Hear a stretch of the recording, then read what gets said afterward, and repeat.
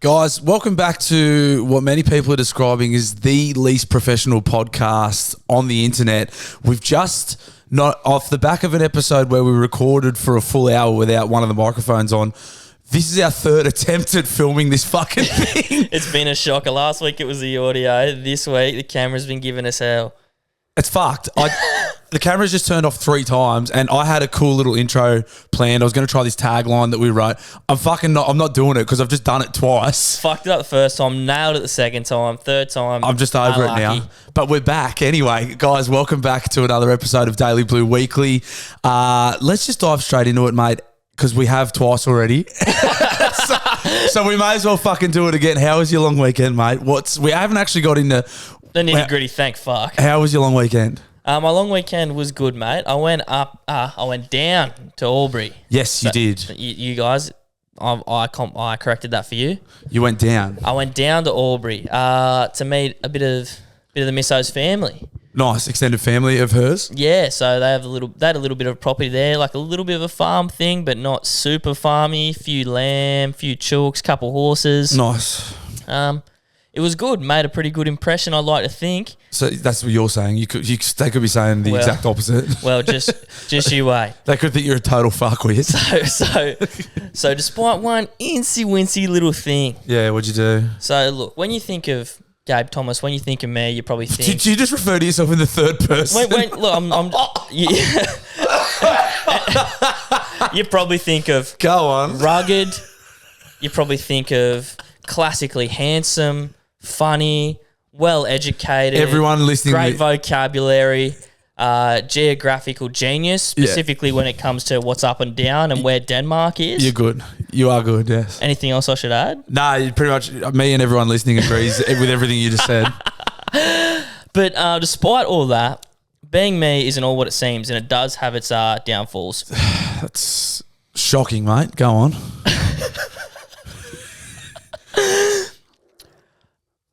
When I drink, I must, even when I'm not that fucked up, have the stupidest face. It might just get so relaxed, or I don't know how I look like when I'm pissed. I don't know if that's exclusive to when you drink, mate. Okay,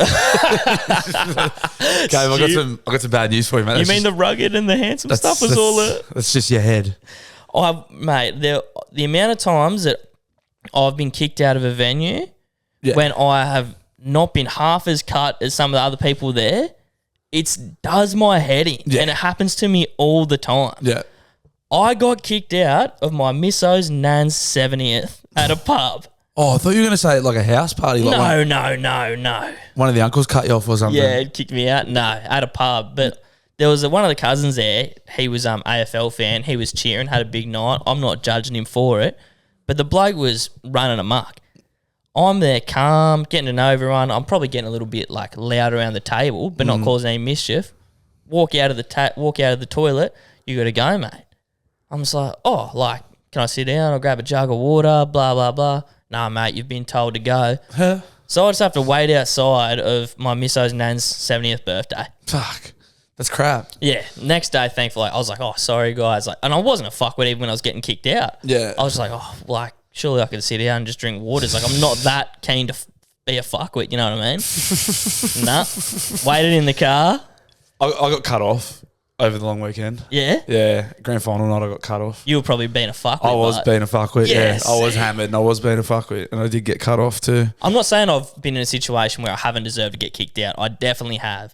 But something about my face or demeanour when I've just had a few drinks, it must just I wish I could figure out what it was because it's not exclusive to that one night. Yeah. I can remember one time so clearly. It was before I lived in Newey. We came down here, went out. I think it was the Argyle. Yeah. My mate behind me is fucking blind. I'd probably had a bit too much too. We're lining up. I get to the front of the line, looks at the ID. Sorry, mate, you've had too much. I'm like, don't worry, boys, go in. I'll find something to do. Mate behind me gets up, gets ID'd, gets passed on to the next bloke to stamp his wrist. He goes, is this a piss test? The cunt thought he had to piss in a fucking thing to get in. Yeah, he was fucked up. And I got fucking kicked out, bro. Yeah, it's fucking. You just got one of those heads, mate. That's what I said. Anyway.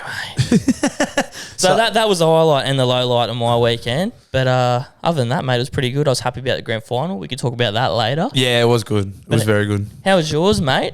I had a belter, so I had an extra long weekend. I'm only just sort of coming good now. As I said in the first 2 takes of this podcast before this one, I said I'm very lucky we didn't record this podcast any earlier than what we are now because I've been pretty fucking cactus up until this point. I'm still not great, but I'm better than I have been all week. So we had a mate's wedding at Crescent Head, which anyone who's been to Crescent Head's fucking awesome. Actually, huge fuck up straight off the bat. There's a really famous bakery at Crescent Head. Didn't do this week's choose there, spoiler alert. The first time we went to the bakery was straight after we'd got into Crescent. So I'd been in the car for like 4.5 hours or 3.5 hours, nearly 4 hours. So I just wanted to enjoy my pie, not film it, not share it with you guys. Apologies. But and then good. The second pie I ate from Crescent Head, I was completely shit-faced drunk. So I was like, I can't film this. And then that was it. So there was no choose at Crescent Head Bakery. So that was I dropped the ball there. But we had one of our really good mates had a fucking awesome wedding. Big crew of lunatics up there, like just fucking ripping and tearing. So that was like Thursday, Friday. Wedding was on the Friday. Spilled into Saturday. Yeah. I left on Saturday. My missus picked me up from the kick-ons and we just drove straight back to Newey. So that was good. It was fucking awesome. I emceed the wedding, did a fucking great job as you'd expect. Many are saying it was the highlight of the wedding you're emceeing. Potentially. They were their words, not mine. So That's what I'm hearing. It's whispers. It was fucking good. It was not just my emceeing. That was obviously good, but the whole wedding was awesome. Like I love weddings. I love weddings. I love, man. Seeing that shit makes me like tear up and shit. I love the love part of it, but I love fucking ripping and a tear. I love saucing.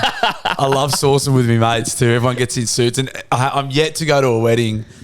Whenever you go away or you're staying somewhere, whenever you get together the night before, there's the fucking best man who I won't name him, but he's a good mate of mine, and he had the audacity to sit there a week out from the wedding and go, I reckon the night before I'm just going to cruise. I'll take it easy.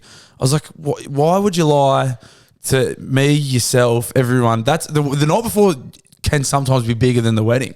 This one wasn't, but it fucking wasn't far off as well. Like it was a fucking big drink the night before. How early did this one start? The actual ceremony, I suppose. 2:00 in the Arvo. Oh, so yeah, he had time to get himself together. Yeah, like I mean, I went to bed at about 1:00. Yeah. And I heard there was kick-ons till about 3. Which I was like, that's kind of like normal. Yeah. I've heard of fucking heaps worse than that. First night fever, mate. I've heard of blokes going straight through into the like. I've heard of groomsmen and grooms going straight through into the, which is just fucking nuts. If you've done that, dial in. Oh, I bet there will definitely be people listening that done that. That didn't happen at this wedding. So that was awesome. Got picked up from the kick-ons and my missus drove us home. Which shout out to the bride there. That was a big play. Licked my wounds all day Saturday, slept, ate, recovered, into grand final day Sunday. Pretty much sat around watching the Koori knockout till fucking 1:00 in the afternoon. It was like right at schooner time. So me and a few of the boys went to the Waters Bay Tavern, fucking just ripped in. I think I got home at like 5:00 in the morning. Holy shit. It was a fucking big long weekend. We were, we went from the pub. We went to, grand final, which, as you said, we'll touch on in sport. I was just buzzing after the footy. Could you not be? Mate, I was fucking so revved up after the footy. So we left, we were at the Waters Bay Tavern. We said, fuck it, we'll go to the Exchange. Yeah. Got back into Newey. Everything was shut. Everything was closed. It was like Sunday night, so everything normally shuts at midnight. But it's a long weekend, so we thought for sure we'd be able to get a schooner somewhere. Went from the Exchange all the way down Beaumont Street. Kent was shut. City Junction, SJ's was shut. Hamo was shut. Everything was fucking shut. I was like, what the fuck is this? So obviously, me mate that I was with goes, I know it's not shut. My shed, let's go. Yep. So we're back to one of the boys' sheds till fucking late. Till Big Yellow was up. Yeah, and then I was fucked all day. I've been busted all week. But it was a classic long weekend. It was fucking good. One of the boys actually brings me to our next topic. Oh. One of the boys, obviously... Self segue, nice. Obviously, not a podcast goes by where we don't talk about shitting. No. One of the boys brought something to my attention, which I kind of do, but I wanted to kind of bring it to the podcast and see what you think of it. It's a term called pigeon shitting. Have you heard of that before? This doesn't ring a bell to me, no. So I'd heard it referred to as a panda drop, but I don't think I'm remembering it right.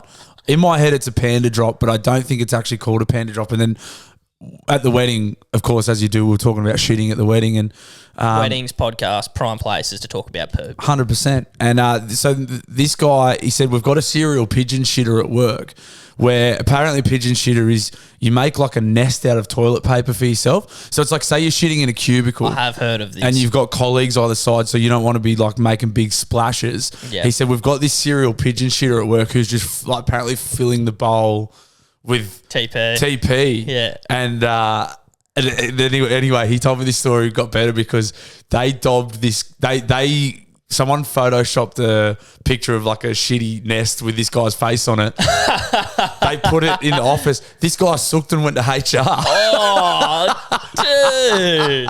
Sookie pigeon shitter. Sookie pigeon shitter. Yeah, which I thought was great. So I thought people might enjoy the pigeon shitter. But I can't remember if I'm remembering it wrong. But I do that sometimes. If I'm in like I used to work when I worked at the radio, probably dobbed myself in here. But because there's like a kind of nice toilet where you're shitting around professionals. Yeah. So I was like, People can't know I poo.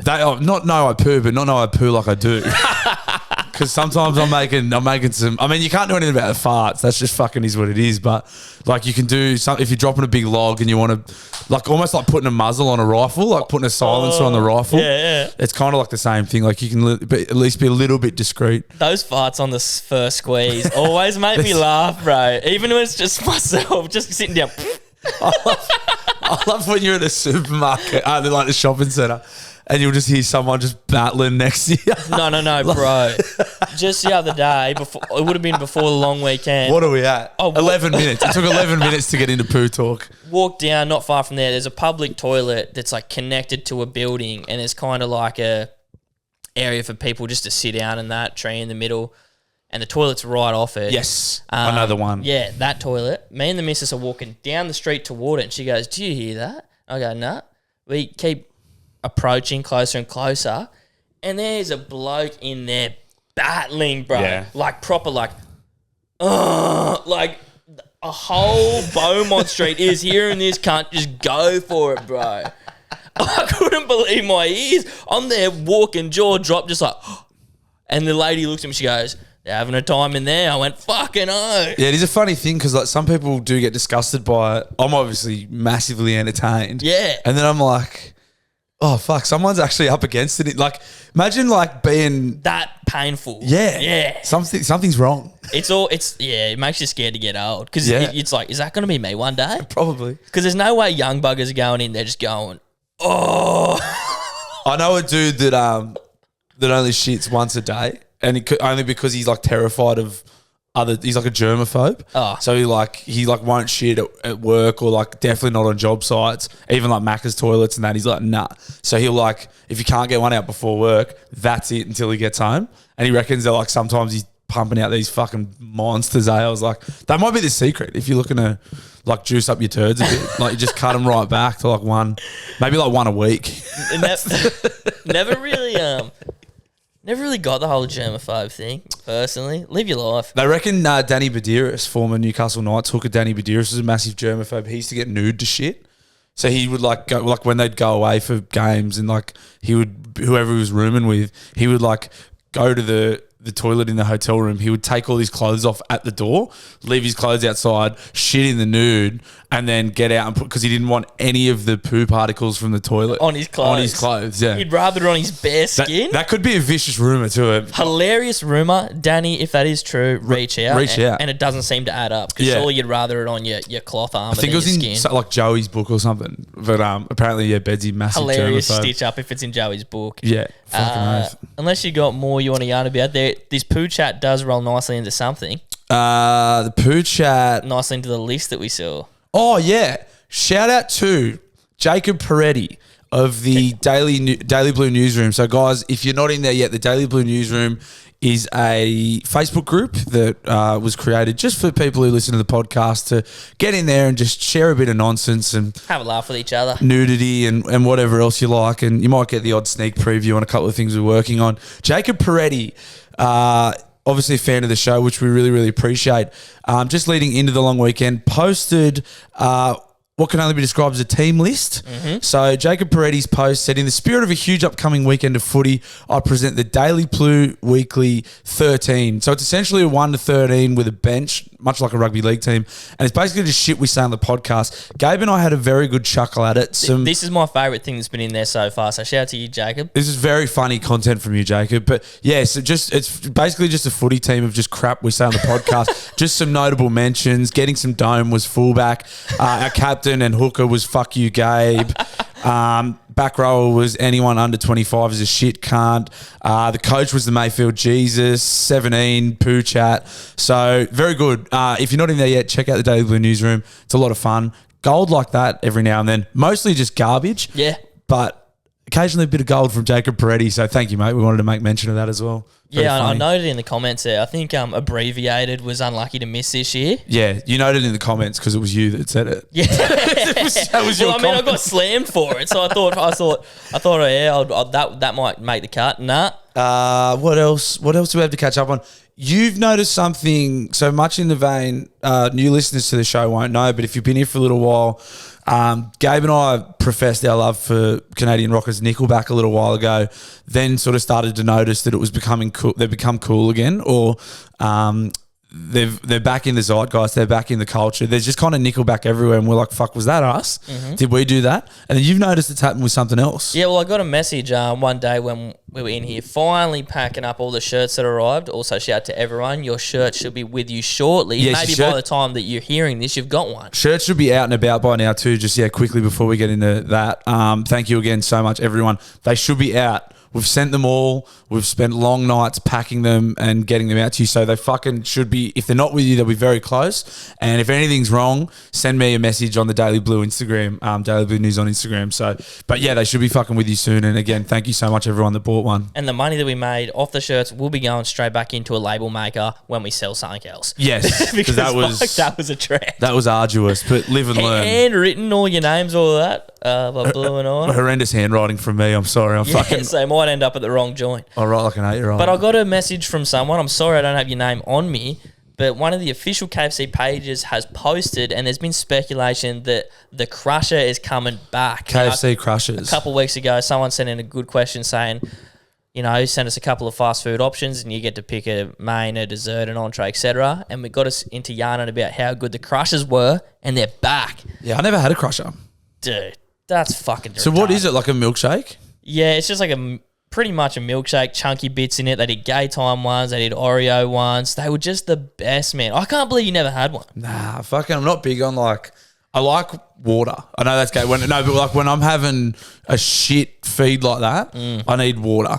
Because I'm greasing and salting up to the gills. I need to cut through it with some water. Oh, it's basically like the Diet Coke sitch. Like you're convincing yourself that you're not doing something that bad. I enjoy my food more. I'm like, it's like cleansing my palate almost. But I feel like I would be that's like a dessert for me. Like I would get stoned and go and get a Crusher just by itself. Yeah. Like I would do that. It is one of those operations. But I wouldn't go and get a Zinger box and a Crusher. They were just the best, man. I can't believe you never had one. Yeah, never. Not once. But apparently they're coming back. Again, that's just showing the influence this show has. So if you want anything to come back, hopefully we can talk about it, make it happen, because we are hacking the Matrix at this point. Yeah, bring it to us and we can bring it to you. Anything else we missed in the catch-up, mate? We've covered pigeon shitting. We've covered the Crusher's return. Might be time for some news, I reckon. Let's do some news.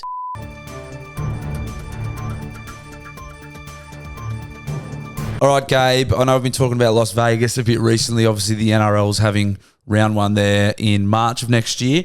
Something opened there over the weekend or just before that looks absolutely out of this fucking world. The Sphere. The Sphere, U2 performed, I believe. Looks fucking absolutely ridiculous. So if you haven't seen it, they were building it when I was there, actually, and I had no idea what it was. It's a giant dome. It's fucking enormous. I'd love to know how many it seats. It's basically like an amphitheater. It's like a concert hall. It's an enormous dome. The inside and outside of it are lit up, can be lit up with anything. It's like a giant screen, basically. The most HD, like LED display you've ever seen. The whole outside, the whole inside. It's making this whole performance experience next level. Hey, I'm watching clips of it now on this Instagram. It's making me hallucinate just looking at it. Looks like I saw some clips. So like you said, U2 perform there.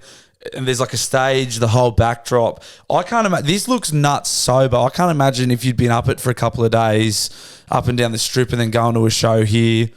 It just looks fucking like we are living in the future. Yeah, bro. This is fucking so that the one where it looks like the roof's coming down is fucking so crazy. There's a giant eyeball. There's white doves everywhere. There's like Matrix numbers. Like it just looks fucking. It looks awesome. That would be scare the fucking shit out of me. Like if like bro, it doesn't seat many. It only seats 18,600. That's huge. That's fucking heaps. Yeah. Well, how much does like a stadium? Yeah, but it's like a stadium's like 80,000. Yeah, true. I suppose they're not going to fucking. As far as like as far as like going to see a band in front of 18,000, that's massive. Yeah, I heard like the starting at like $500 to go see the U2 show. The Newcastle Entertainment Centre holds 6,000. Okay, so it's fucking massive. Yeah, yeah. The amount of people in there who would have been on something and just had the experience of their lives. That would be life changing. Taking LSD or fucking smoking weed and going and sitting in this thing, like that's just like I'm lost for words at how the fuck they even make these things anymore. This shit makes me feel old. Like when I see things like this, I go like, how do they do it? Like it's fucking ridiculous. It's like when the TV came out and the radio was a big thing. Like this is the next big level. Basically. Get a load of this, mate. $450,000 for just one day of advertising on that thing. Fucking hell. Well, which is probably pretty fair because like it's a giant fucking screen in the middle of the city of Vegas. Plus, you know, that's going to get posted all over social media. Yeah, you'd be able to see that thing when you fly. You can see it when you fly in. So if there's a big fucking Coca-Cola logo on it when you fly in, like it's that kind of thing. Absolutely insane. So fuck. Hopefully I'll get to see it in March. Yeah, I might add that to the bucket list actually. We did bucket list a while ago. Mine might be to go to a show at the Sphere. Hopefully Drake performs there. Yeah, he probably will. Yeah, U2's probably not. I mean, fuck, a lot of people love U2. They could have done someone fucking a bit more fun than U2. Well, yeah, I saw something on Instagram saying like who should perform there, and you just think of like psychedelic type of fucking Chili Peppers. Who does? The less I know, the better. That song. But anyway, that kind of vibe. If you were in for like a wig out experience, because I feel like that's why you'd go there. You know what I mean? If you want a big fucking display. Yeah, U2 were just performing in front of the footage I saw. It just looked like a big desert behind them. And I was like, they're already in the desert. It's like they're in Vegas just already. Get rid of the screen. Yeah. Anyway, shout out the Sphere. You know we like to look after the little guy on this podcast. We're all about it. This is the podcast for the little guy. There has been a burger chain in Canada that has renamed its burgers after office supplies so people can write it off on tax. What? That's hilarious. Yeah. So, for example, like the whiteboard or like the office stapler and shit like that. So when it pops up in your bank statements, it's saying stuff like that. So you could write it off on your tax. Yeah. That's very funny. Genius way to attract attention and increase their sales. Good Fortune Burger, a restaurant chain in Toronto. Shout out to them. Looking after the little guy, doing something a bit new, a bit nifty. That's heaps funny. That's great marketing from them. Yeah, and so they're pretty much doing the opposite of the rorting. You know what I mean? They're trying to look after the little guy and also get a little bit of kickback on the way. And probably, in a way, they are taking from the big guy too, because hopefully they're taking some business from those fucking dickheads McDonald's. Yeah, we actually haven't sprayed McDonald's in a while. I don't know. That's why I just did it. Just circling back for the OGs. Yeah, hopefully taking a bit of business off those fucking dickheads. That's great stuff. For example, the restaurant's Fortune Burger has become the basic steel stapler. Palm fries is called the CPU wireless mouse. And the double your Fortune Burger is called the ergonomic aluminium laptop stand. I was about to say, what kind of laptop stand was it? John Purdy, Director of Operations at Good Fortune Burger, said the promotion is called #receipts. Good on him. I just think that's a nice little game changer, something new, and the marketing department actually doing something fresh. Yeah, I don't know enough about how like tax and business write-offs and stuff work. Like, couldn't you just? Like my understanding of it is, if you have a business, can't you just take people out for lunch and say they were clients? I get that impression too. Yeah, That's the impression that I get. I'm not, this might surprise you, I'm not across the tax laws in Canada. Yeah. Maybe it's different there. You can't just fucking take people out for food whenever you want. But maybe when you and I, and we do have slightly business meetings, we need to be using that business card. Yeah, but the thing is, you still got to spend the money. Yeah. Like, you're still spending money. Like, it's not like free. Yeah. Like, you have to spend the money, and then you don't get to claim it all back. You get to claim like the GST on it. You don't get to claim every cent. True. So I don't think that's like business math, like girl math. Yeah, like business math is just like, oh, it's on the business card. Yeah, I'm not paying for it. Again, I don't fully know, which I should know far more than I do because I have a business. But people are like, oh yeah, I wrote the car off. Like, I wrote the car off on my business. It's like, you didn't write. You don't get to write the whole. That money. You still have to spend the money, and I don't think you write off what the cost is. You get to take the GST off your tax. Like, I don't think it's fucking. Well, I think. But I don't know. I think it's a business expense, and you only tax on your profit or something like that. But anyway, we're not a business fucking show. Let's be real. Let's be real, guys. This isn't why you came here. Some of you who are savvy in this are listening to Blue and I talking. You're going, use a fuck. Let us know in the newsroom. This could be up the Bald Eagles department because he had a nice tax fraud earlier. So let us know in the newsroom about some, I don't know, business expense stuff we can write off as the podcast because that'd be handy. Yeah, but shout out good fortune. Shout out good fortune. All right, Gabe, what's your take on gender reveal parties?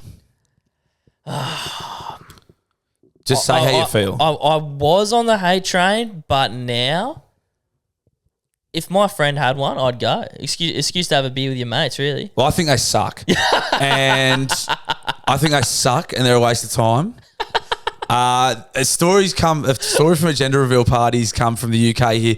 A woman is baffled after her friend charges her more than £15 to attend a gender reveal party.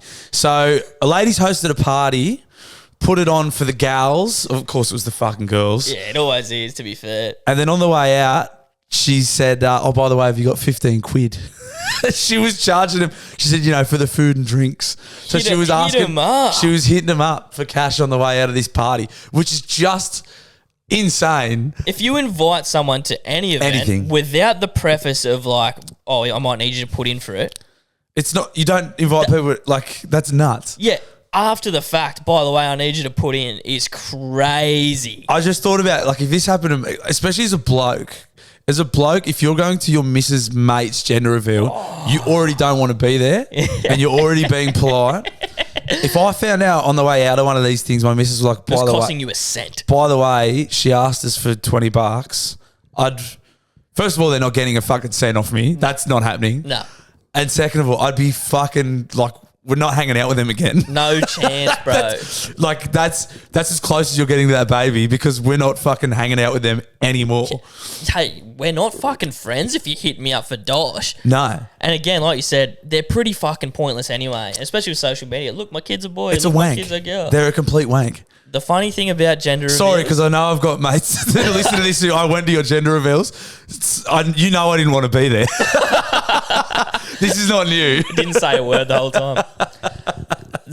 One of the fucking funniest thing about gender reveals, but also simultaneously sad, is obviously they all get filmed nowadays. Yeah. And when you see the parents disappointed in the gender, fuck, it makes me laugh, bro. Yeah, it's good. It is one of the funnier things when you're like mates with the guy and you know how bad he wants a boy. Yep. And that balloon goes pink and the girls go berserk. And you're just looking at your mate. And I'm like looking at him and he's like... They're having to pretend to be happy.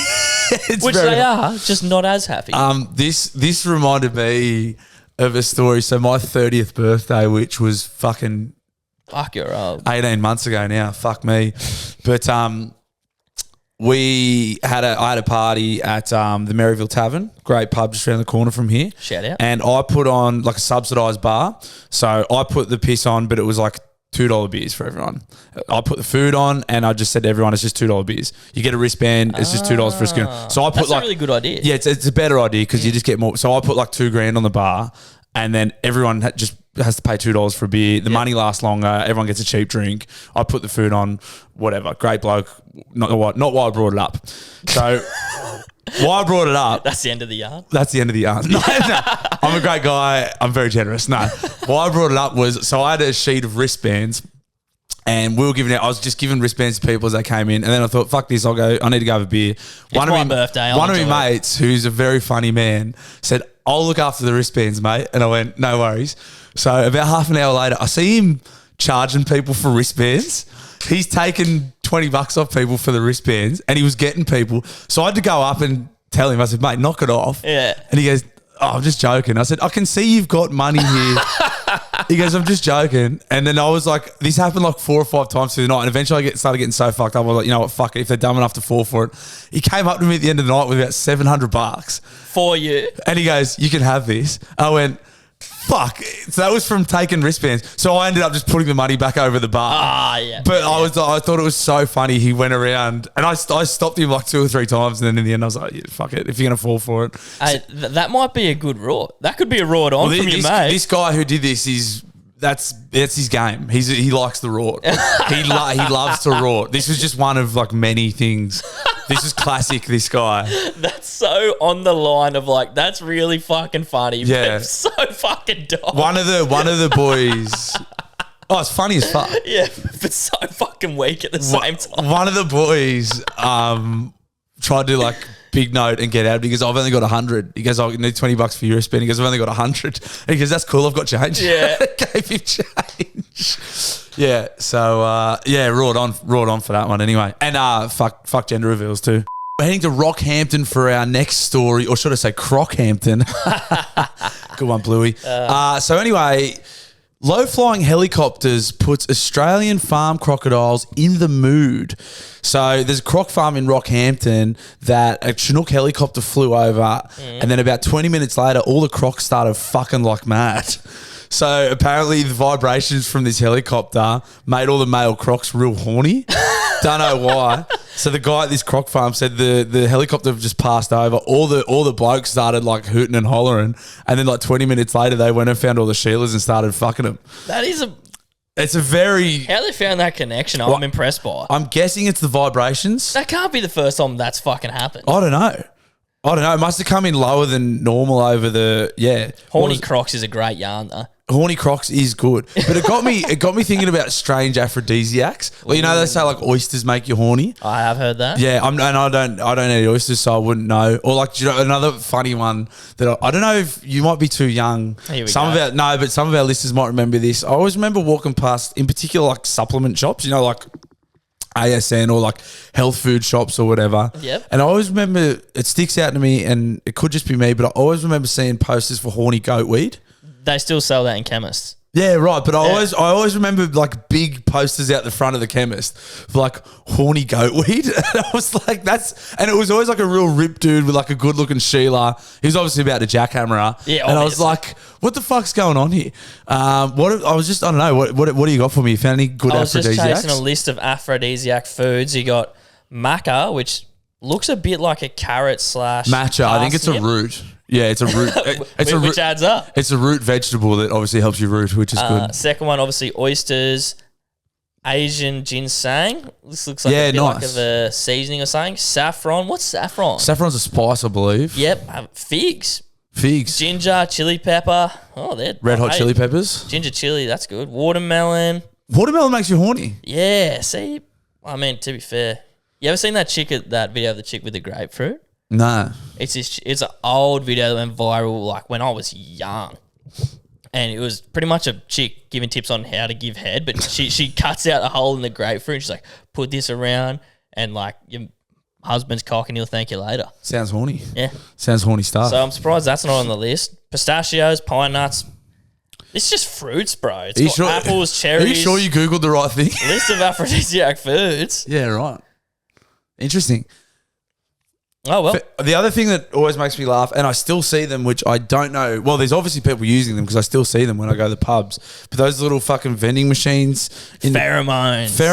Yeah. Condoms. And they sell like stockings and shit, bro. And like dick rings. And they're selling them still in the pub toilets. And like not even shit pubs. Like some like half decent pubs that I've been to still have those things in there. I'm like, well, obviously people are buying them. I get having condoms. That makes some sense. That's logical. That's practical. That stops people. But like just the horniness of it all. Like pheromones. But there would honestly be cunts going in there going, yeah, I have to get some pussy tonight.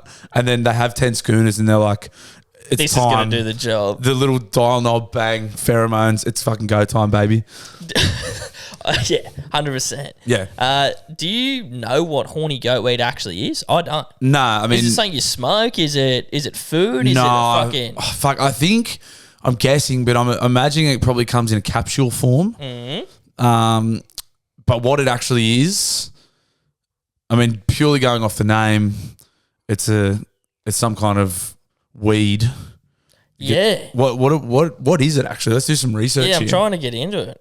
A herb species of the Epimedium genus. I don't think it's really going to give me too much. It looks like a plant, but it doesn't look like something you'd smoke. So I think you're right about the capsule thing. Anyone who's got on it, let us know if it fucking works. Yeah, any horny goat weed users out there, fucking let us know. Because being in a chemist and like, I'm such a child, bro. Just like seeing the word horny, I'm like getting this like, check this out. Yeah. It just says horny on display. Not right very pharmaceutical or scientific, is it? Nah. But where'd we start? Horny Crocs. The Crocs. Well, yeah, the Crocs, and then the Crocs got horny from the chopper, and then fuck. Yeah, it is funny, like when you get talking to your mates about what they like and stuff, and you're like, ugh.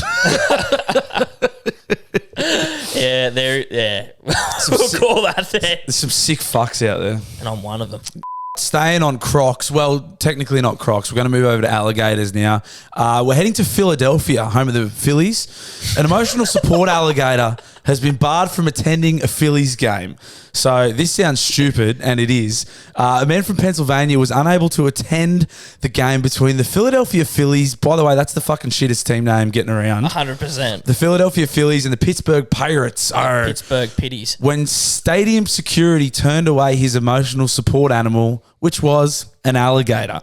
So the man's name was Joy, Joie, Joy Henny, and he used to work as a TV show, hunting and fishing TV show host. For about 7 years for ESPN Outdoors. He ended up with this gator. They must have met on the show. I don't know. Yeah. I'm assuming so. Dating show. And the gators, he's now his emotional support animal. So I'm assuming that's like, you know how people have like emotional support dogs for people that have like severe anxiety, and when they're about to have a panic attack, the dog knows and it like cuddles up to them and it helps them.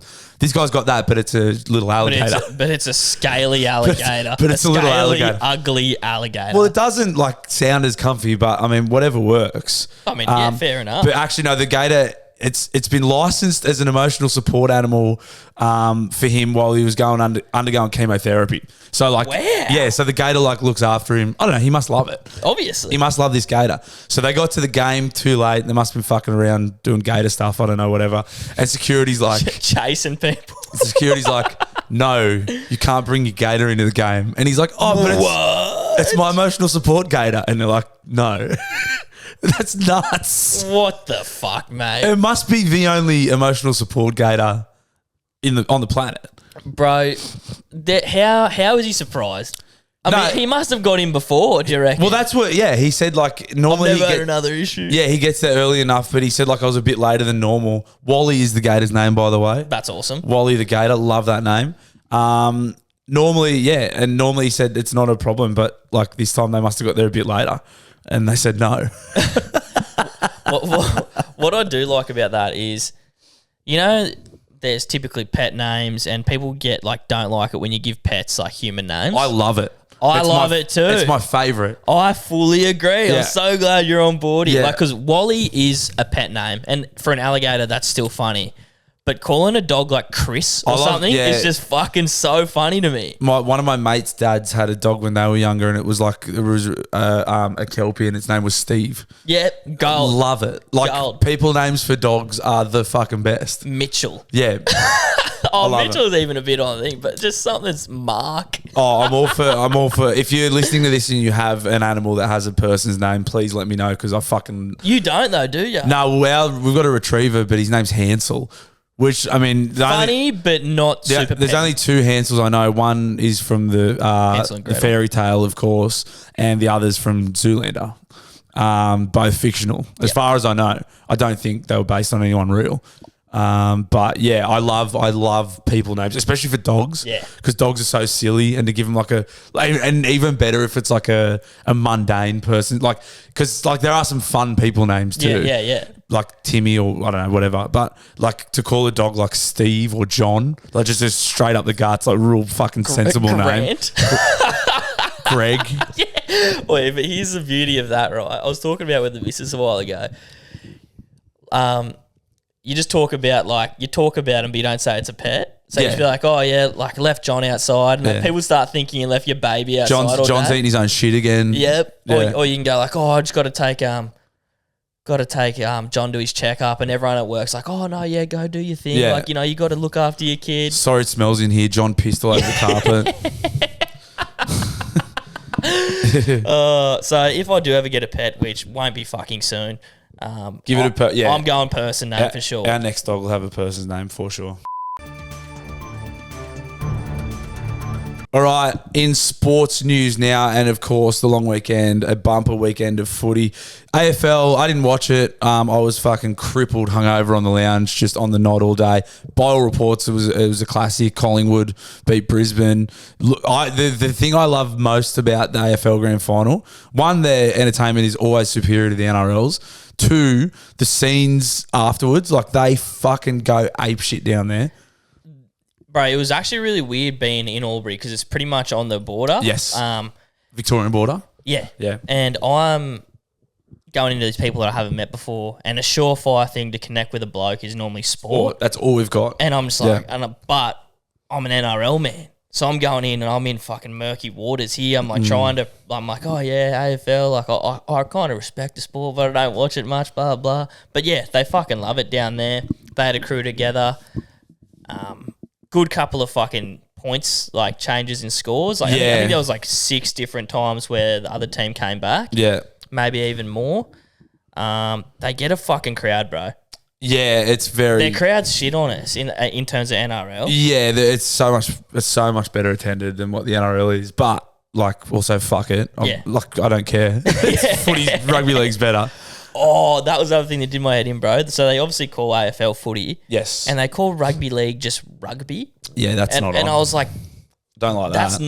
That's not the sport. I'm not watching rugby. Nah, rugby's something else, and it's not even in the same ballpark as what we're playing. So that was a culture shock. Yeah, you could call that. To the grand final that mattered, and obviously it's nearly a week old by the time you're hearing this, but literally one of the classics of all time. Best I've watched since the 2015 grand final, which sucks shit. Brisbane also lost as well. Actually, Queensland won nothing. Fucking get that up, you Queensland. Yeah, they lost the NRLW. Actually, shout out the fucking Knights, back-to-back NRLW premiers. Yeah. That was also a great game. 100%. It was a fucking bumper weekend of sport. But yeah, the Penrith game, Jesus Christ. Like, no one expected them to be down like that. And when Ezra Mam got that third try, because of how soft it was, I was like, they could get fucking smashed here. Yeah, this is the game. There was still like 25 minutes to go. One of my mates, and I've got a confession here because I cost someone a lot of money on the weekend. One of my mates, when Ezra Mam, it was when Moses Leota scored. So the first So the first try of the comeback. So they were still down by 2 tries. He ran outside, rang the tab and said, can I get 200 on Penrith? I said, we'll give you $26. He said, yep, bang. My mistake. No, go back. He did that before the Moses Leota try. And it was only $26. Yeah, it was $26. Fuck. And he had 200 on him at $26. Moses Leota got the first try. He doubled up. No. Then they offered him, I think, a $1,900 cash out. And I said, take it, because they're still down by... They were down by 2 tries, and there was still 18 minutes to go. I was like, I didn't think they were going to come back. I was like, mate, that's $1,900. That's $1,700 for free. They still might fucking get... There's still a very good chance they're not going to win. And he went, I took it. But after one try. After one try. But I was like... Yeah. And then obviously he was spewing. He's like... I was like, well... But I mean, still a good win. But keep telling yourself that, mate. Oh well, it is. Like, but yeah, like one of the most fucking unbelievable 17, 18 minutes by a bloke ever. And also, like, I'm not gonna say I told you so. Like, I'm not gonna say I told you so because, like, obviously blind Freddie could see that Nathan Cleary's good. But I've said for fucking ages that this cunt is a freak. You owe me, and I told you so. I'll admit that. I don't know anyone I told you so because everyone knows Nathan Cleary's good. But mate, my uncle fucking sprayed me because I said to him after that happened, I said, mate, this cunt is very good chance of having a better career than Andrew Johns. You could argue that he already has. Yep.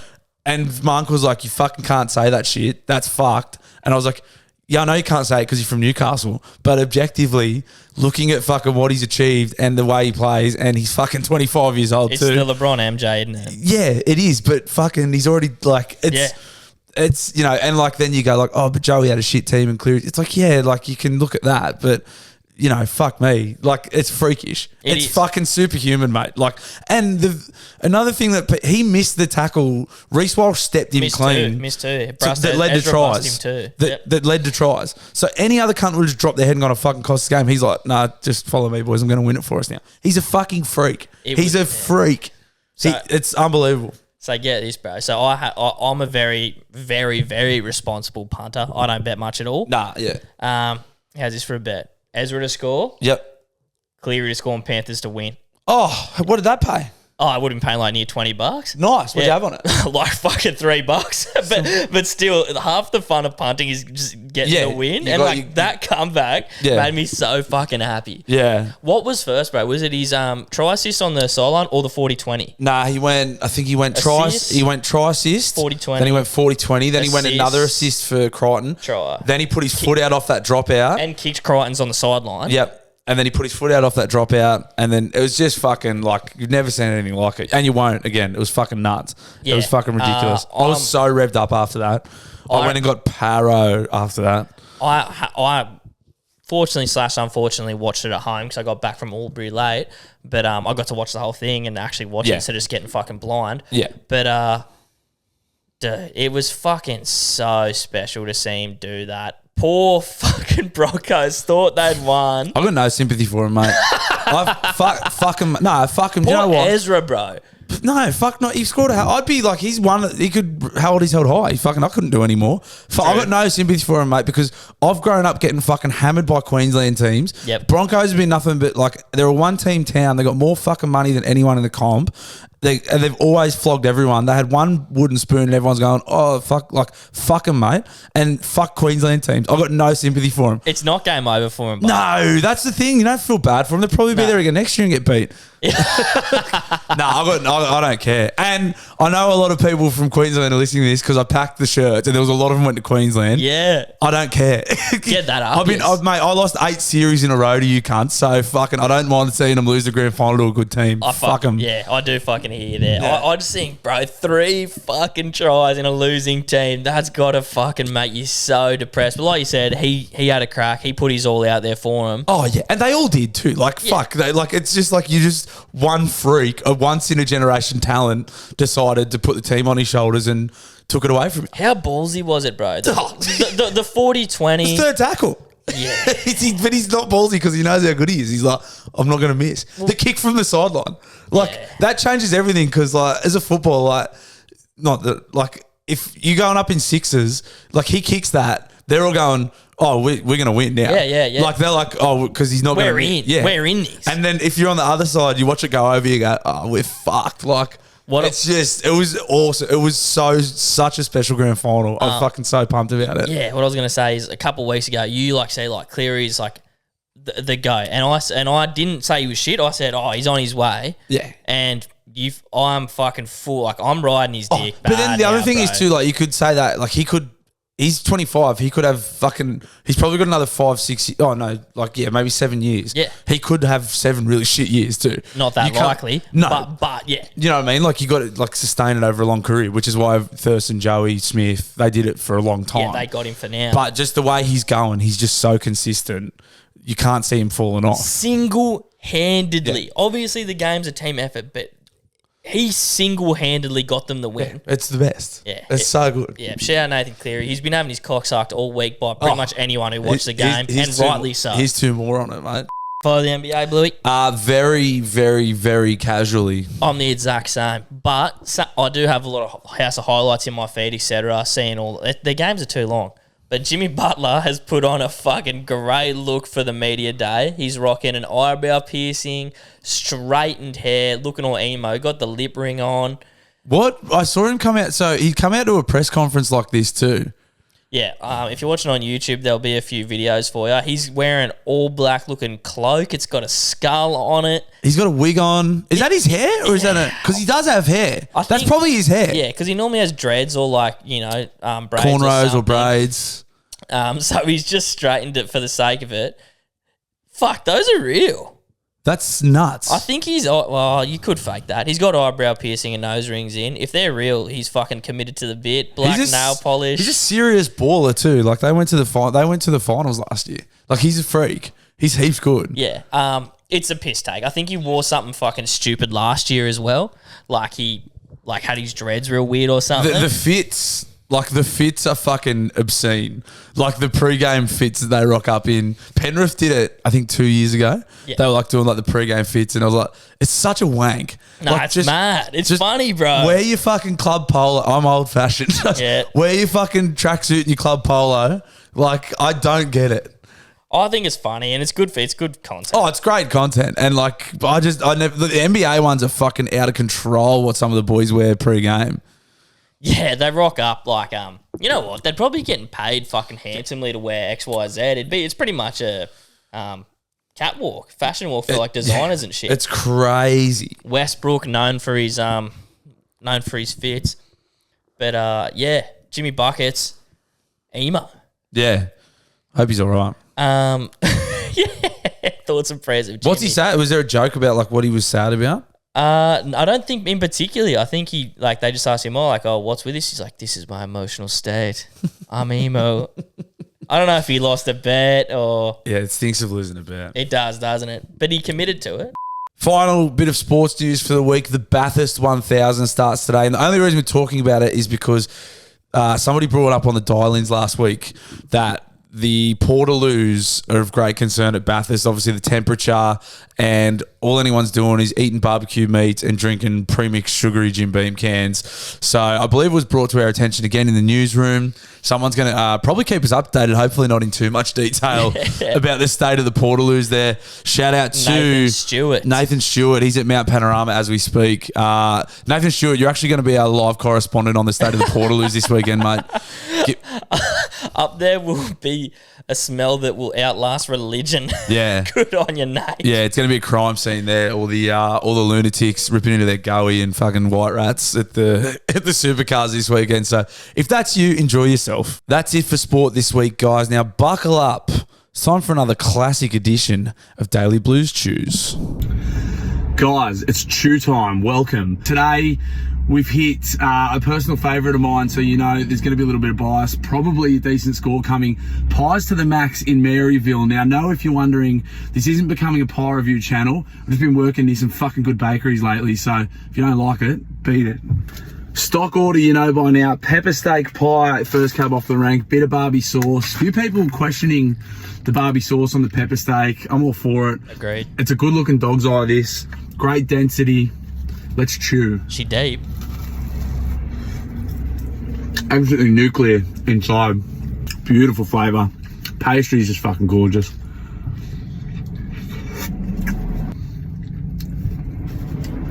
Yeah.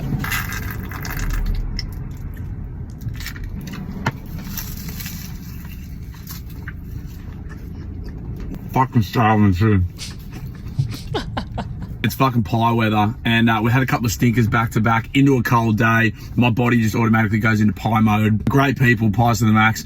Some favourites of mine, been going there for a few years. That is the cheese and bacon sausage roll and the pepper steak pie from Pies to the Max in Maryville. 8.1. Oh, close. 8.1 there for Pies to the Max Maryville. Chew on. You're getting there. Your radar's getting very nicely dialed in. Yeah, it is. And I probably would have... You are sterning up a bit, but you did mention that it was one of your favourites, so yeah. I adjusted. And that it's fucking good shit. And I was glad too. It's full on pie weather today. It's getting harder to like like now the weather's warming up, because obviously when it's cold you just want to eat shit like comfort food. It's hot weather's fucking like hard. 100%. Fortunately in Newcastle today it was blowing a gale and it was fucking pretty fresh. Wasn't she blowing? Oh fuck, I'll show you a hectic photo after this too. This not one of ours, but a scaffold that blew down. Definitely not one of mine. Definitely not one of Swear to Blue's. God, it wasn't one of mine, but fucking pretty crazy. Crazy winds up here in Newey. But that's it for the weather. Let's do some dial-ins, Let's do some dial-ins. Buckle up, guys. It's time for this week's edition of a long weekend edition, by the way, which I'm sure that can only mean that's going to be complete garbage.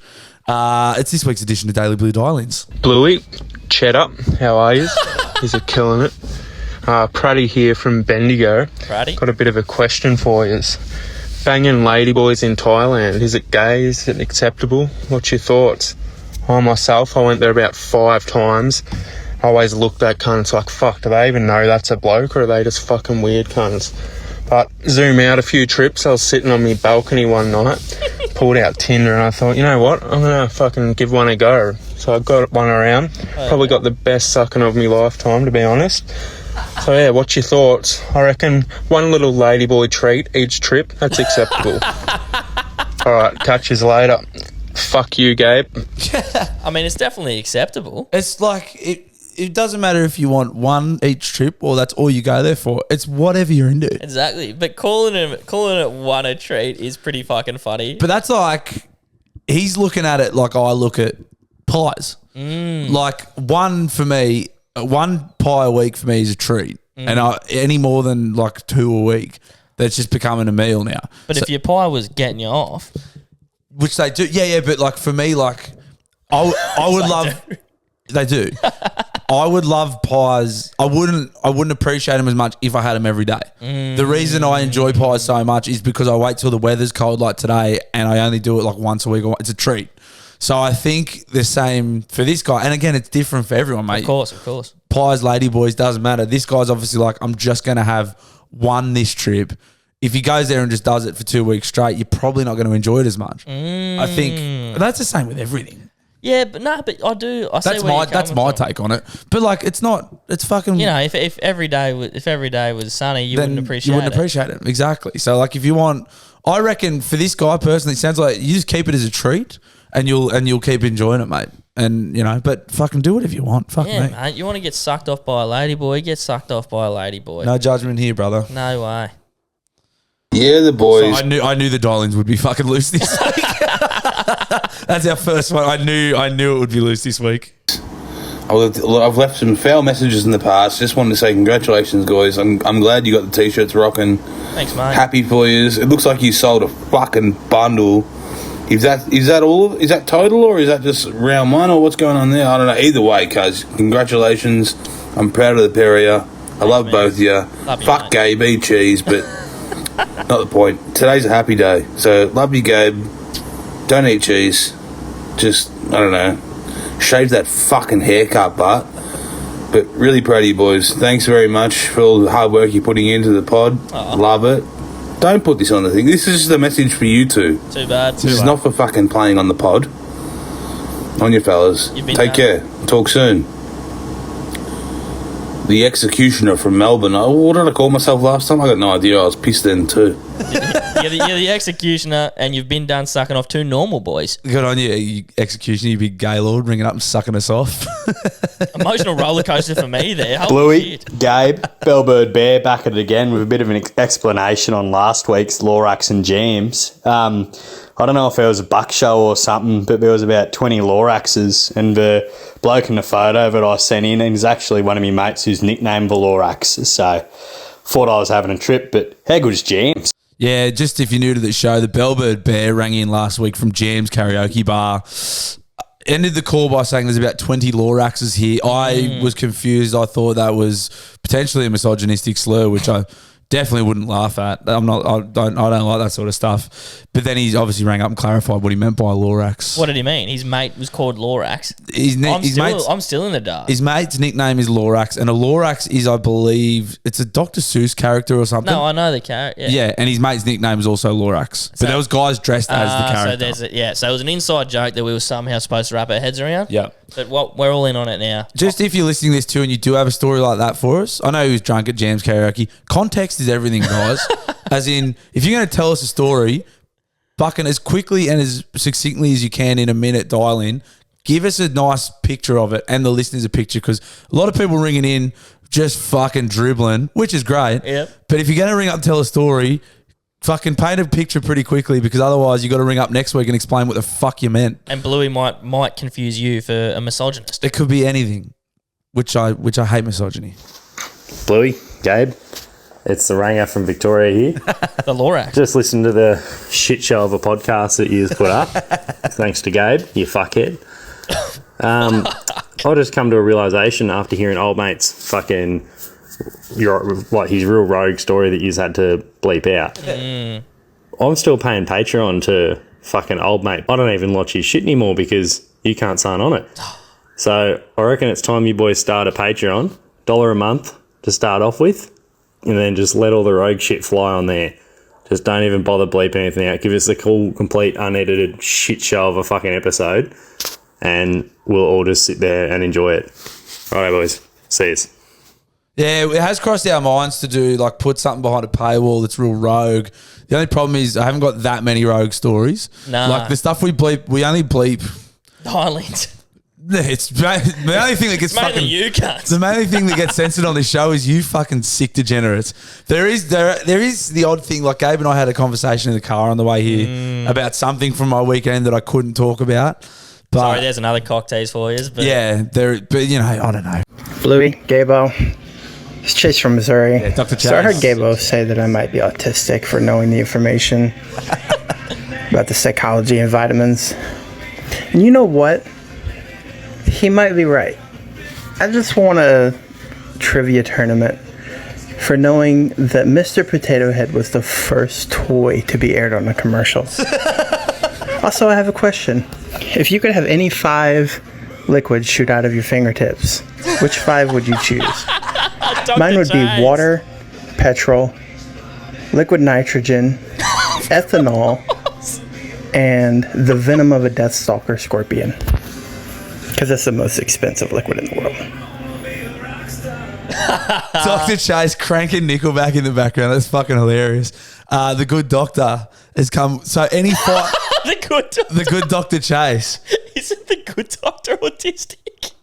Eh? Yeah. The good, the good doctor's autistic, isn't he? Yeah, nice one. That was good. That's the good doctor. Yeah.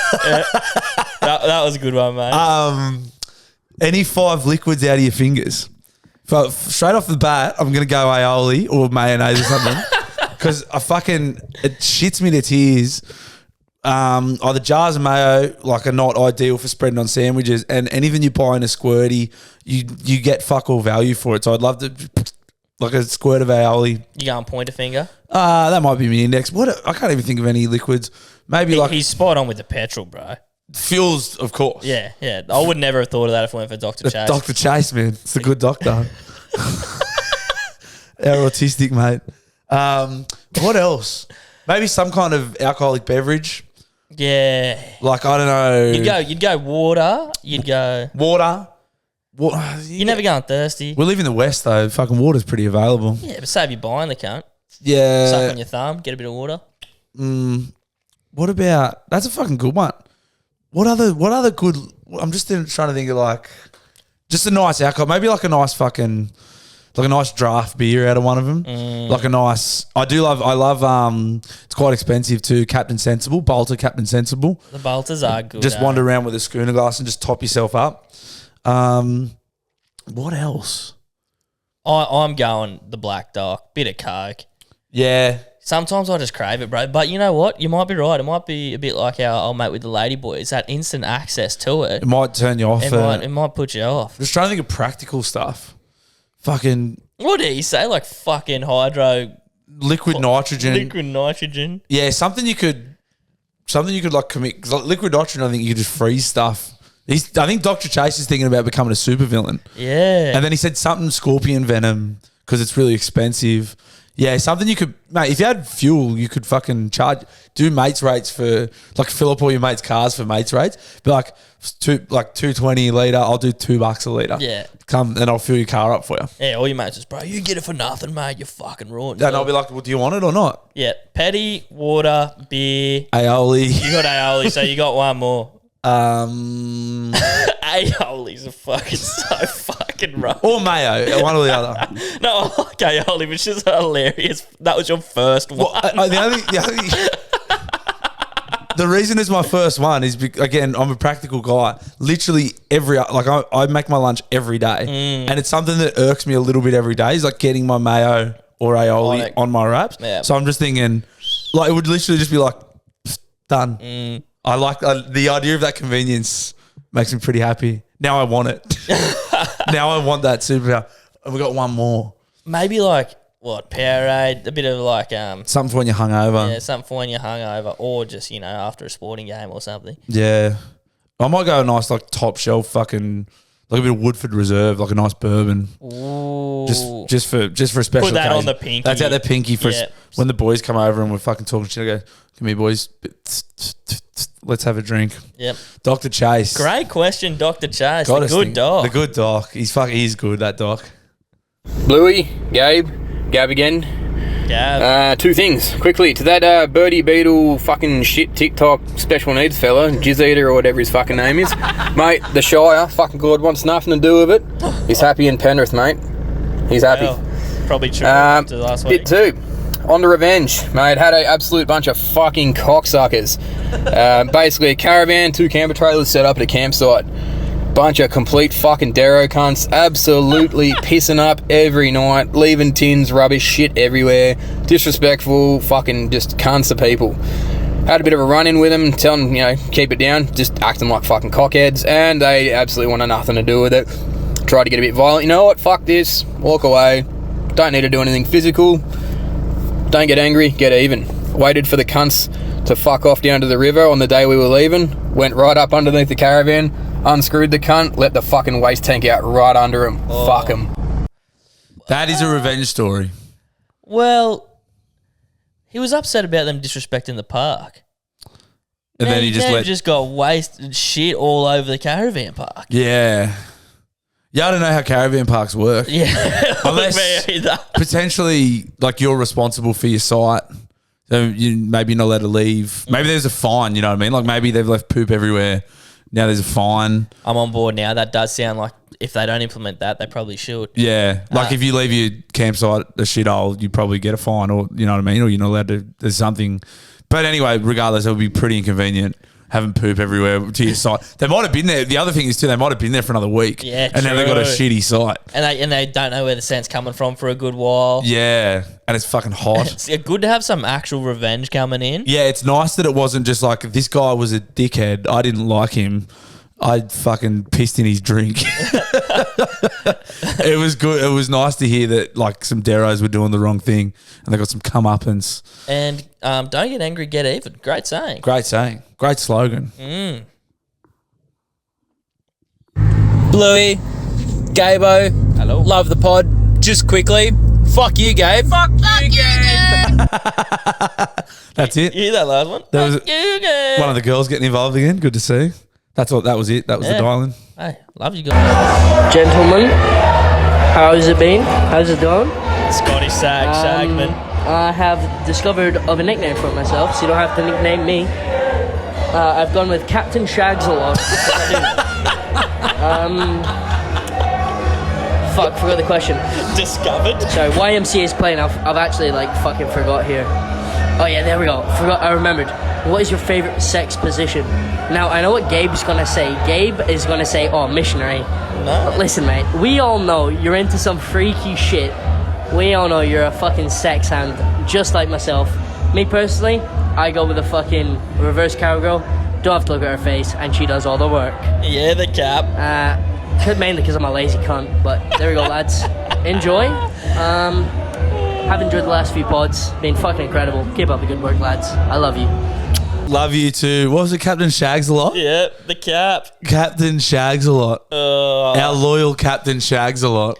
Always calls from the clubs. Always, every damn time. I love it so much. He always rings in from the nightclubs. It's fucking awesome. Favorite? I'm a missionary guy personally. I love nothing I love more than fucking just a good old passionate bit of missionary. What about you?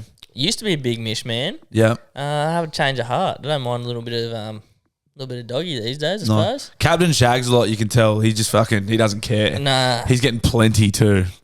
Mate, well, he's at the clubs every night for a reason.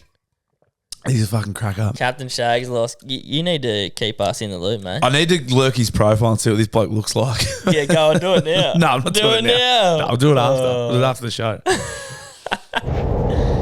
Hey, Blowy and Gabo, how you going? Blowy. It's the Love Doctor here. Ooh. Funny little story for you. So, I finished up work the other night, midnight, get home, have a couple beers, winding down, jump in the shower, fucking get out of the shower, man.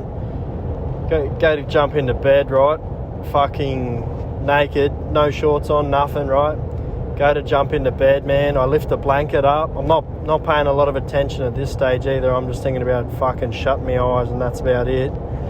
So I lift the blanket, turn around, sit into the bed, and I've Rikishi, full-on stink-face Rikishi'd my dog. The poor little fella was under the blanket. I didn't see him, and I've just turned around and absolutely fucking squashed him. Poor little cunt. Scared the absolute fuck out of me at the time, but good little giggle about it now, so enjoy, boys. Poor dog. That is a funny thing. I know they're dogs. I don't know the difference. I do get weird about being nude in front of my dog. Yeah. I'm not weird. Like, I'm just like... No, it's a bit weird. I'll put some shorts on. Yeah. I'll get out of the shower and I'll be like, the dog will be looking at me. I'm like... You ever done the deed in front of a pet? Yeah, but then it's weird, man. Reluctantly, and then afterwards I've been like... We're not doing that again. Yeah, I'm like, no. And then Same experience. I'm like, no, he's got to get out. Same experience. Yeah. It's fucking weird. It is weird, yeah. It is definitely weird. Imagine he told that story, but instead of his dog, he just said Daniel. He's named his dog Daniel, but he just said, you know what I mean? Yeah. That would make it way funnier. Poor dog. He's talking about dog that time. Gabe, Bluey, Cato, formerly of God's Country. King Cato. Listen, I've got an elite rort for you this week. If you're coming back from overseas and you want to bring back some duty-free tobacco, they limit you to 50 grams now because the government are dogs. But that's only limited to what's in your bag. So what you can do is you buy 2 pouches of Port Royal, one in your pocket and open it. So that's the one that's on your person. You throw one in your bag. But here's the thing, those 50-gram pouches of Port Royal, when the tobacco's fresh, you easily fit another 2 pouches of tobacco into the 1 pouch. So combine it all together. There you go, 200 grams of Port Royal straight through duty free. Also, just to say, you guys fucking killing it. Love the potty. Look forward to it each week. And you guys are definitely the best podcast in Newcastle. Love you. It's official. The king has spoken. I first of all fucking love that rort because I never really understood it, and people have better stories about this than I do, but I remember used to be able to go to Bali and people just used to bring back fucking cartons of cigarettes. And then all of a sudden, it was like it was overnight. It went to fucking 50 cigarettes. Yeah. You can only bring back fucking 2 packs of cigarettes. So Cato's talking about you're allowed 50 grams. Cato's bringing back fucking 200. Love that. Love that. Also, Cato sounds like a fucking bit of a lunatic because his rort last week was fucking the giant coffee from the servos. Oh, that was Cato. You can fit fucking 4 coffees in one from the fucking servo. So Cato's obviously smoking Port Royal and drinking black coffees. Cato found the right podcast when he stumbled across Daily Blue Weekly. Fuck yeah, he's got rorts up, fucking coming out of his ass. He does. I love it. Finally, somewhere I can talk about him. Yeah, fuck yeah. Well, yeah, if you're into fucking smoking Port Royal and drinking long blacks, Cato's your fucking man. Formerly from God's Country. Cato, formerly from God's Country. Bluey, Gabe, it's Jezza from the land of the three-peat here. The Riff. Undisputed God's country now. Calling from a Telstra phone because apparently you don't have any phone. Question: you probably is grounds for people from Penrith being allowed have the title of God's country for the next 12 months? I think there's grounds for it. You could definitely make a case for that. God shined on them. Sean. I was going to go for Sean. It sounded wrong. Sean. Yeah, that's just, I mean, I'm not, anyone can call themselves from God country. I'm not putting my foot down on that. But I would just say anyone that's ringing up the show from Penrith probably has grounds to say they are from God's country. At least it's from another suburb in Sydney. For sure. For sure. Cell service out here, but we got 3 premierships, so it doesn't matter. What I want to bring up with you is actually when I get pissed, I have a claim to fame, and I seem to always tell the old cunt near the pool table about how I went to school and was in class with the Prince of Penrith himself, Nathan Cleary. Nice. I did help him with a dovetail join once, so you could say the domino effect is pretty much we won 3 premierships because of me. But yeah, whatever. I just want to see if you boys or any of the boys in the dial-ins have a good little yarn about their claim to fame. Cheers. Claim to fame's great yarns. I off the top of my head, I don't have one. I was in a beer ad with Matty Johns. That's all right. That is a great claim to fame. That was cool. I do a podcast with a bloke who runs a Daily Blue news page. Yeah, that's not great. That's a very average claim to fame. Met Shane Gillis after one of his shows. That was fucking. It's kind of shameful because I was so drunk I don't actually remember it. I have photos to prove it, thank God, but I blacked out and don't actually remember doing it. What else? I fucking played footy with a few blokes who went on to play NRL. Yeah, I've only been around a couple of boys who in reserve grade. Oh, Tyson Frizzell fucking steamrolled me at a carnival. Like we played, it was a rugby union schools carnival. We played against South Coast, and he was playing outside centre, and so was I. And he absolutely fucking fucked me up the whole game. Went on to play Aussie schoolboys. I was fucking overlooked, unfortunately. Not a claim to fame, but I'll do this. Shout out to the bloody brilliant Beers boys. I think he was joking about calling off a Telstra phone. Did you know that all the payphones are not payphones? They're free phones. Oh, I didn't know that. You can use them for nothing. There you go. Yeah, shout out to the bloody brilliant Beers boys. I learned that from them. So they're not payphones anymore. They're just free phones. Yeah. How good is that? Yeah. Fucking oath. I'm trying to think of other claims to fame. You'd have a couple, mate. You've had a life. I have lived a fucking blessed life. Yeah. Shockingly, not too much going on in Tamworth. When I was a young fella, my dad took me to see Benji Marshall at the Proton car That's cool. shop. Yeah. That's cool. Shout out Proton Cars. They were the West Tigers sponsor, weren't they? Yeah. That's when I went and saw him. The old Tigers sponsor. Can you even get a Proton anymore? I was just thinking that. They wouldn't be making cars. When's the last time you saw an ad for one? I don't know if I've ever seen an ad for one. I doubt very much that Proton is still making cars. Their last car manufacturer would have been 05 when fucking Benji was doing his thing. Yeah, it all went downhill from there. I'll get back to you on that one. But I don't mind that. Going to school with Cleary's a nice one. I like that. What did he say he did for him? He made a dovetail joint. That's like a woodwork class. Yep.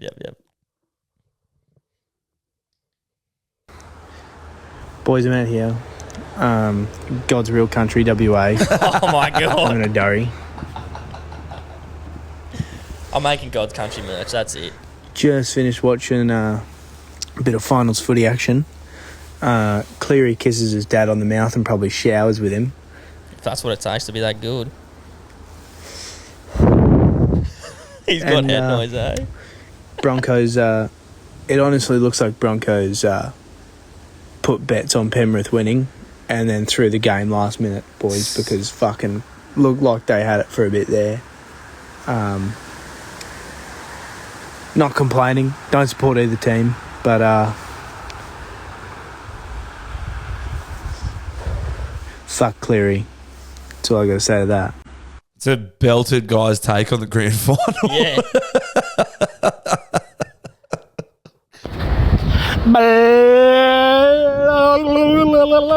Bluey. Gabe's cat. Public transport sucks. On a quiet note, though, actually love you, Gabe. I love you, bro. Great bloke. Thanks, brother. Terrible haircut. Terrible. Coming from Blake It with none. fucking sucks. Goodbye. I knew the long weekend dial-ins would deliver. Yeah. Love you, mate. But you can't be calling shit. Bangers. Gabo. Fucking Delta Bravo here. DB. What is better than fucking a terrible Tuesday at work?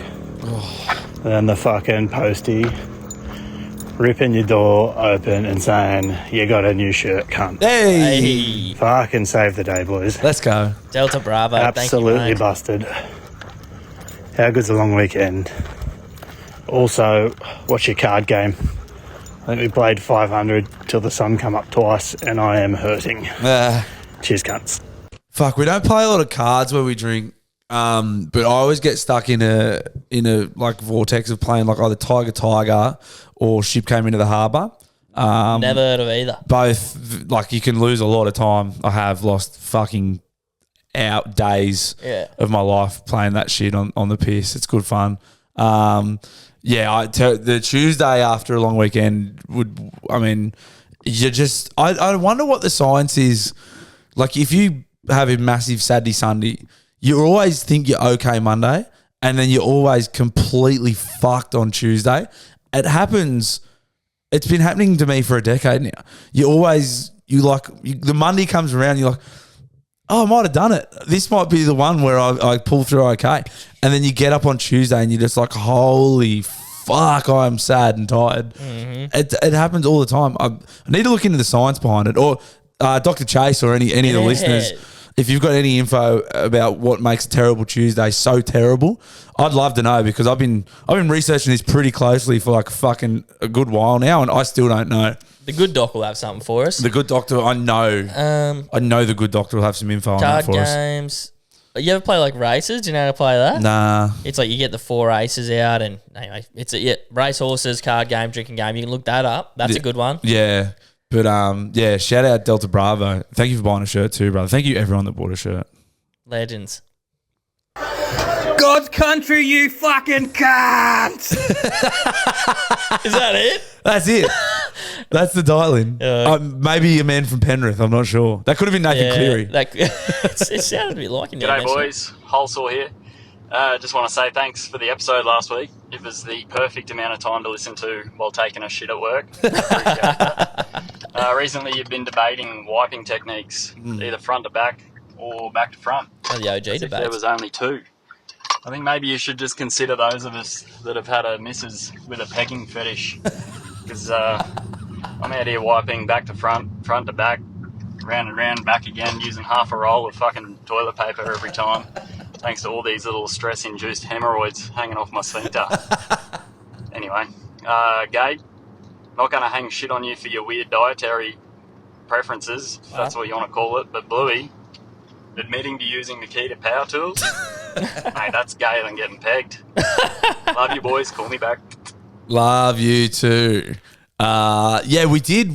The wiping chat has gone quiet for a bit. I did mention a mate of mine that had the seated and standing wipe, and then he used a wet wipe as well. Yeah. That's thorough.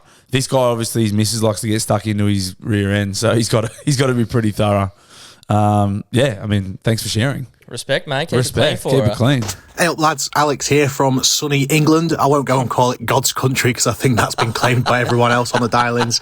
Absolutely loving the podcast. I'm a pretty new listener here. I especially love the food talk. I'm a massive foodie myself. And I wanted to throw my hat in the ring because a lot of people say that Brits don't have good food. I would say those people have never tried proper English chip shop chips with proper English chip shop gravy. Chips and gravy, it is God's gift to earth. Anyway, as an international listener, I'd love to ask, what do you Aussies do with them massive spiders? Like, if you've got one of them huge huntsmans, like, in your house or somewhere where they're not meant to be, how do you get rid of them? Like, because the spiders we have over here, we just scoop them up into a pint glass and chuck them back out in the garden or whatever. But them huge huntsmans, I feel like they'd get me in a headlock or something. Anyway, yeah, I'd love to hear what it is you do in that situation. Keep up the good work, lads. Absolutely loving the podcast. And, yeah, stay safe. Cheers, lads. Welcome, brother. Love hearing from the new guys. Yeah, that's fucking massive. We love everyone who always calls in, Cato, everyone from God's country, but hearing a fresh voice is refreshing. Especially if they're from fucking England. Yeah, that's sick. Far reach. We also noticed too, when we were packing the shirts up, we had to send 2 to England, 2 to New Zealand, and 1 to America. Yeah. So there's a couple of people listening to this, Mac Daddy included. Thank you so much. It will be with you. It really is a wide world of Raw. Yeah, we didn't realise that we couldn't just send those shirts where we wanted. There was a little bit more to getting your guys' shirts to you. So hopefully they will take a little bit longer. Hopefully they get to you soon, guys. So thank you very much. Fish. Yeah. So first of all, we need to attest to what this gentleman just said. English fish and chips off, like a good chippy in England. They're fucking unbelievable. I've heard great things. It's fucking nuts. Do they stack up? It's just, are you talking like they shit on Australia? I think personally, I mean, if you took the average, I would say if you took the average fish and chip shop here and the average fish and chip shop in England, they're better. That's my take. But if you were to put the best against the best, I don't know. Like there's good and bad everywhere. Yeah, of course. But I would, if you were to just throw a dart and pick one in England and throw a dart and pick one in Australia. Safer in England. In my opinion, you're going to come up with a better one there. Also, there's fucking a lot more people there too, so there's going to be more bad ones and more good ones. Did he give himself a name, our friend here? Yeah, he may have. I've fucking got a terrible memory, I'm sorry. To burst his bubble a bit, mate, the rap Australia gets for its fucking wildlife in cities is not what it's made out But to be. I do still think, like, we're like on the cusp of being regional or a city. Newcastle is getting big, but like you could still go to the bush here and still find some fucking obscene spiders. Yeah, but have you ever had something crazy in your house? No, big huntsman. You get big huntsmen. Have you? Fuck yeah. Fucking oath. Yeah. Yeah, you would have got them up out in Tamworth, wouldn't you? I can never recall having a huge spider in my house. But like bro. a good- I had snakes. I had fucking snakes deluxe in my backyard. I think you're just even like a normal good sized huntsman. These guys don't. That's obscene for them. Yeah, okay. So like that, like what we're just like, it's a huntsman. That's like a fucking, what the fuck is that? That's like 8-legged freaks. Yeah, fair sort enough. of stuff to them. What I normally do, I get very scared. I'm like a fucking, I hold a schooner glass at arm's length and I'm like, but because you're the boy, I have to do it. Yeah. I fucking hate it. I fucking hate spiders so much. But yeah, it's just, it's a matter of just fucking, and then you lose. So the worst ever is when you throw it because you don't know where it's gone. Like once you get it out the door and throw it, and you're like, oh fuck, I don't know where, and you like bolt back inside. So you letting the sucker live? I let him live for sure, but Yeah. to answer your question, I handle it like a total pussy. In answer to your question, I handle it like a complete pussy. Oh, actually, no. I did have a big spider before I moved into this joint, and I had to do it because the missus found it. I didn't handle it as elegantly as Blue. Put it that way. No, how'd you kill it? Yeah, I threw shit at it, bro. Nah, can't kill him. I was shitting it a bit. I didn't think I'd shit it, but No, they're scary. They're very scary. and you don't know. I'm not that well versed. I'm like, can this one fucking jump? I don't know if it's gonna jump. Could it kill me? Yeah. I'm a fucking pussy. Gabo, Bluey, it's the Bishop here. Thank you for the shirt, boys. It fits like a dream. Yeah, I thank wore you, it down the Bish. street, got complimented by strangers. A friend asked me if I was working out. So for the listeners out there, if you haven't copped one, go and get one. Too late. We had a grand final party on the weekend and I was telling the boys about your pod and how much Brad. shit reference it has in there. And he told me a story of a strange phenomenon that had happened to him. We're all probably pretty familiar with the phantom when you take a shit and it just goes straight down the hole, or the clean snapper where you take a shit and you wipe and there's just no poo on the toilet paper. One of the awesome But feelings. have you ever done the double? So a phantom and a clean snapper. Apparently it happened to him when he was high. He was sitting there, he reckons, for 25 minutes and he couldn't tell if he'd taken a shit or if he was just tripping. Let me know if you've done the double, boys. That's good. That's really good. That's outstanding. I've never. I mean, that's the dream, isn't it? I've never done a phantom. Phantom. No, I can't. I can't remember ever doing a phantom. Ghost wipe though. I've definitely done the ghosty, which is great. I do wonder sometimes. I feel like the ghosty is like if you're dehydrated. Like I feel like if you haven't had enough water, I'm like, okay, probably a bit dry. It's like a bit dry. The double, especially if, as Brad said, this gentleman was high. Sorry, the bishop. Bleep that first bit where I said his name. If the bishop, as the bishop said, if you were high and did both, you'd be fucking losing your mind about whether or not you actually shit. Yeah, that's fucking really, really funny. Just him just being stoned out of his mind, just going. Just sitting on the toilet like, fuck, did I do it yet? Like, and then wiping to check, and then there's no, and then looking to check, and there's nothing there. You're like, You'd love to be Did a I fly on the wall, eh? oh mate, That would be fucking comedy gold. watching that would be fucking hilarious. Yeah, that's really good. But no, I've never done the double. I mean, that's the holy grail of shitting, isn't it? That's the fucking. That's what we're all going for. Every time we go to the bowl. Bluey, Gabo, it's the funk. Yeah, the funk. He's back. For you live from that dark corner of Charlestown Square where Target's kept. Just walked in there. We're all talking about the underappreciation of Nickelback. How about the underappreciation of Pitbull? Let me know, boys. We at the hotel, holiday. Yeah, the funk delivering again. Yeah, Pitbull. One of the great runs. Pitbull could be to pop music what Nickelback is to rock. Is Pitbull widely hated? Yeah, nah. I'm like his music's corny, so I guess that's what people would say about Nickelback. That's one of the fucking people's main arguments about Nickelback. Mr. 305, Mr. Worldwide. Picture that with a Kodak. Yeah. Or better yet, go to Times Square and take a picture of that with a Kodak. Better yet, go to Charlestown Square and catch up with the funk. Yeah, fuck. Do you like him? I don't mind Pitbull. I don't hate any music. I fucking don't like DJ Khaled, but I like his music. I just think he's a fucking dickhead. But also, now I'm guilty. The more DJ Khaled content I see, the more I'm realizing he's just taking the piss. He's funny as fuck. He's actually fucking hilarious. Let's go golfing. Yeah. He's like a fucking dickhead. But he's got like his beard painted on and he's fat. And I'm like, oh, you like... I hate you. Kind of decided you hate him, but now you're finding him funny. But now I'm going like, damn, he's actually pretty funny. Like he got lost on his jet ski that time. But Pitbull, I don't know. I don't mind Pitbull. I don't mind Mr. 305. Uno, dos, tres. Yeah, he's got there's some bangers. He does have some OG bangers. He escaped my playlist. Nights Out, Hotel Motel usually gets a run. That one with Neo, yeah, the one I was already singing. Yeah. Tonight. Yeah. Oh, also, following last week, I'm going to put this call out now. More karaoke on the dial-ins. Come in and sing your fucking heart out. Fucking oath. That was so funny last There's week. one fella rang up last week singing live, Aussie band live. It was fucking, there's a clip of it going on the Instagram tonight. It's fucking gold. Yeah, but no, Pitbull's fine. Yeah, you have a point. I'm not rocking with him as much as I'm rocking with Nickelback. Nah, respect the funk though. And that's it. That's our dial-ins, guys. We did it. We managed to turn the mics on and get the cameras working this week. Thank you very, very much again, everyone that dialed in. Everyone that bought shirts, hopefully they're going to be with you and on your bodies very soon. Flick us some photos. We've got a few photos already of your shirts have arrived. Once you get them, tag us in some photos. Love to see you guys wearing them. That was the point of this whole thing, for us to share in a cool bit of fun. So thank you for everyone that bought one. If you didn't, sorry, the ship sale, the pre-sale's over. There is something fun coming for Christmas though. Stay tuned for that.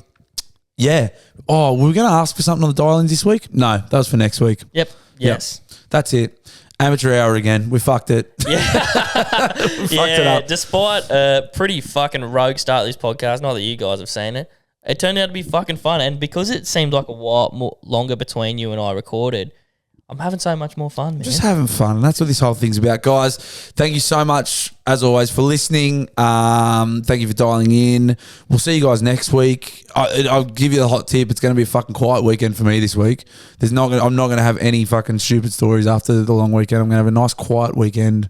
Lots of cups of tea and early nights. Weekend after that, I'm going to a buck. So 2 weeks' time, I might have a yarn. Might have a yarn. Anyway, we'll see you next week. See ya. You're my boy, Blue!